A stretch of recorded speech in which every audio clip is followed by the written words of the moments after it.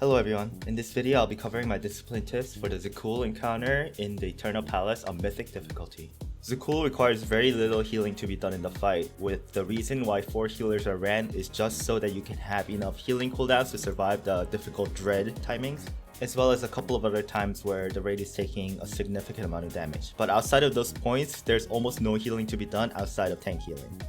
And since with all the gear, the DPS check is also not very tight, so healer DPS is also not very important. Since there is very little healing or DPS to be done for the healers, it's extremely important that you don't slow down progression by being in the wrong place or healing the wrong people, or dying unnecessarily to mechanics that are easily avoidable.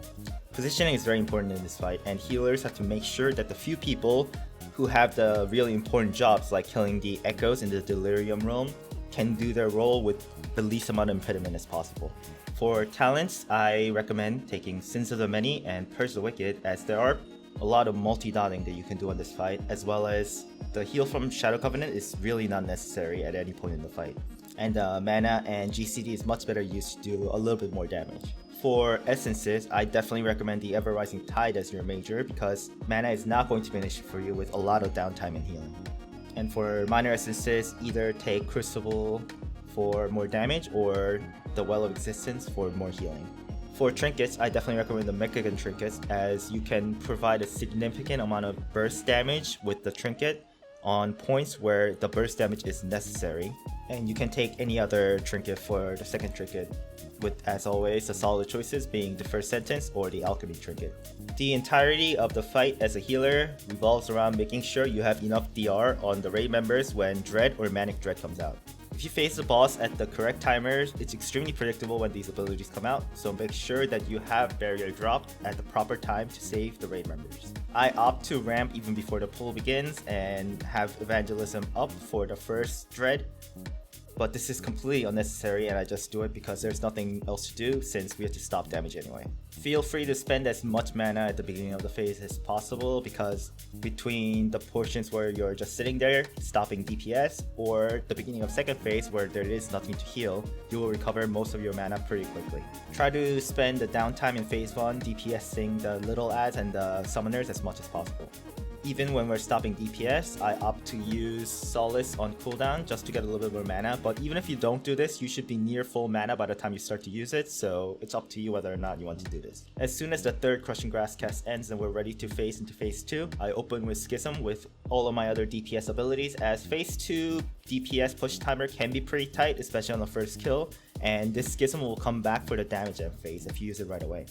As soon as phase 2 begins, I use an Unbridled Fury potion to help with the phase 2 damage, and the minute duration of the Unbridled Fury here will cover the first damage on phase as well. On the first kill, I opted to drop my Shadow Fiend along with my damage burst when the boss gets his first damage amp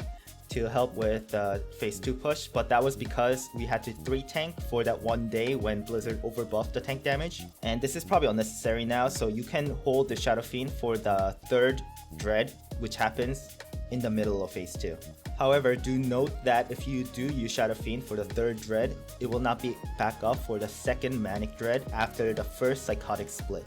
which is another point where the raid takes significant amount of damage, so you might want to evaluate whether or not the third Dread or the second Manic Dread is more dangerous for your raid and decide whether or not you should use Shadow Fiend for the third Dread or use it early with the damage amp to have it back for the second Manic Dread. If you start ramping for Evangelism right as the first set of people go into Delirium Realm, generally it lines up pretty well with the third Dread timing. Make sure you dispel the third Dread in a staggered fashion, as there is a lot of Hysteria dot ticks on the raid and people might die if you dispel all 4 of them right away. Whereas the first 2 Dreads, it didn't really matter when you dispelled them, and often we opted to use Tremor Totem.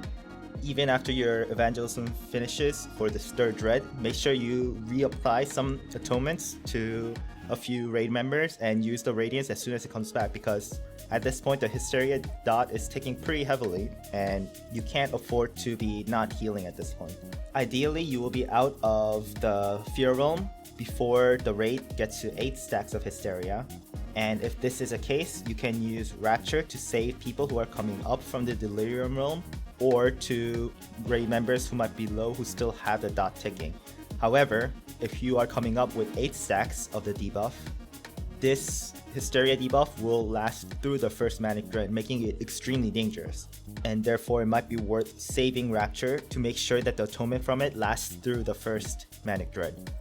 Be really careful with the dispels to make sure that nobody dies from too many dispels at once, but you also have to dispel people in a relatively quick fashion, as the people who are feared might be walking into one of the Manic Dread pools that spawn, and when that spawns, it deals a large amount of damage, likely killing anyone who's standing on top of it. When we were having trouble facing with 7 stacks and had 8 stacks of the debuff going through the first Manic Dread, I opted to always grip the 4th person being dispelled to the middle of the room to make sure that they don't get hit by the Manic Dread explosions that other dispels are leaving. Once the first Manic Dread dispels are done,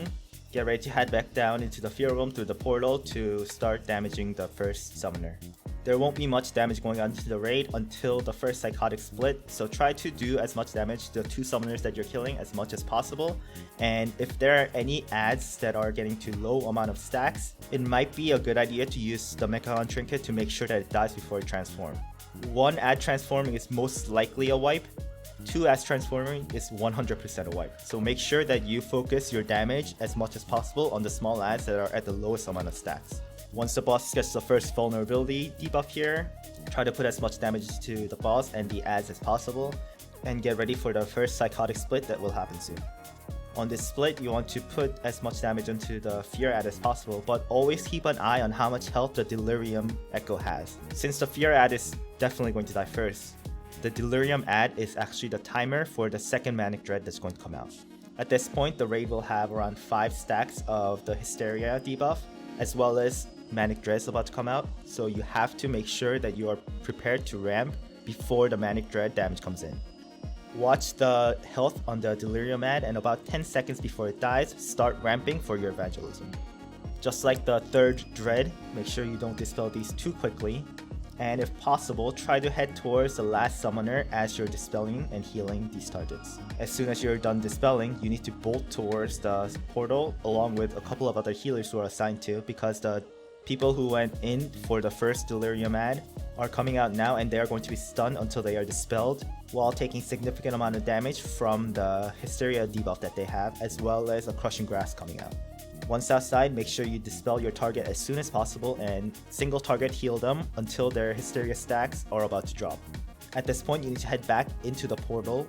but depending on when the people from Delirium 1 came out, it might be possible that you do have to stay up for a significant amount of time before you're able to head back down in order to save them. This obviously can't be after when the summoner finishes casting, because that will wipe the raid, but if you do need to stay up for a little bit longer, make sure you tell your raid to slow down on the DPS on the last summoner to make sure that you can head back down into Fear Realm before they kill it. If your tank was not able to reset their stacks, which is pretty likely, you will have to put a significant amount of healing into them, so make sure you have atonement on them at all times. Otherwise, there's not much healing to be done, and with all the adds dead at this point, there is a decent amount of downtime here where you can prepare for the final Manic Dread that's going to come.